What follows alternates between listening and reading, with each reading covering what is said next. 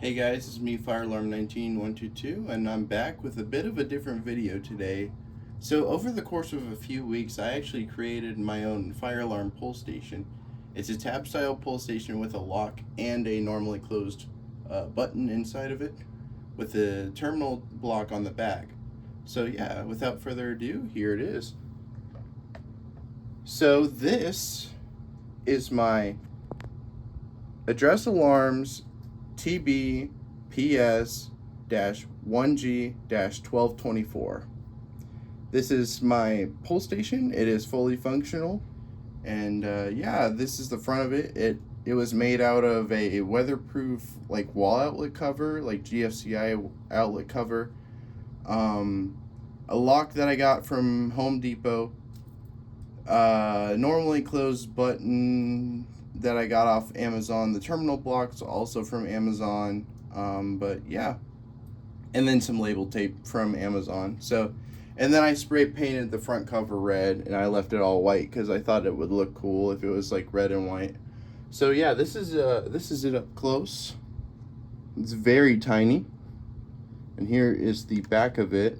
Not as cool as the front, but so you can kind of see how this mechanism works. So I have the lock, it is in the lock position. And so basically how this works is when you pull it, this lock part yanks on this plastic right here where this green straw is, and then it basically bends the plastic. This plastic in here is what's keeping this button pushed down. And once this cover releases, it releases that button in there. And yeah, and then to show you that it can't be reset without a key, see, it is stuck in its place of activated whenever it is pulled. So yeah, and it resets like any other tab style pull station. You take the key and you put it in the lock, twist it to the right, and then twist it back to the left, and then yeah, it's reset. So yeah, but yeah, as you can see, I have the two terminal blocks right here, and then I put a little warning label right here. It says, warning, do not over tighten the screws, because this is a pretty cheap pull station.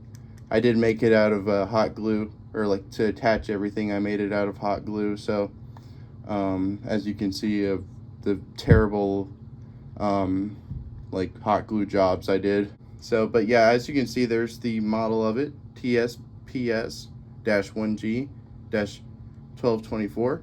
And then I also have this warning here that says do not touch wires, because this is open. This is how the lock goes in place, and if it's in a back box you can touch the wires. So, and then there's that normally closed button. But yeah, I've got the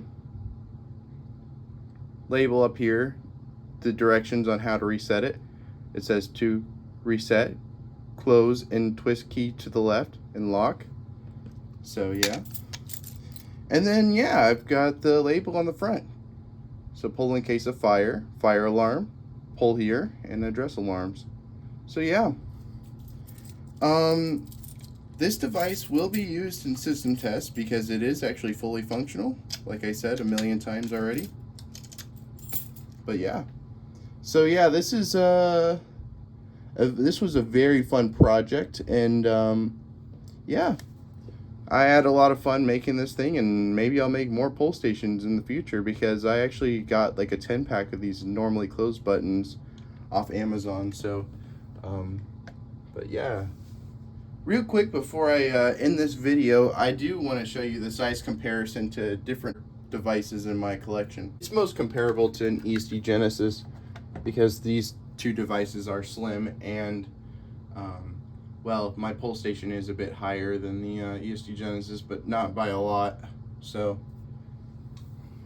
anywho, but yeah, that's gonna do it for this video of my homemade pull station. And I am not selling these. I just made these for the love of the hobby, and you know, I just wanted to do something because I was bored. But yeah, I love this thing. It's great. And yeah, I will include a video of the pull station in operation while I was kind of doing testing with it here at the end of this video. It doesn't have any labels on it because this was before the labels came in.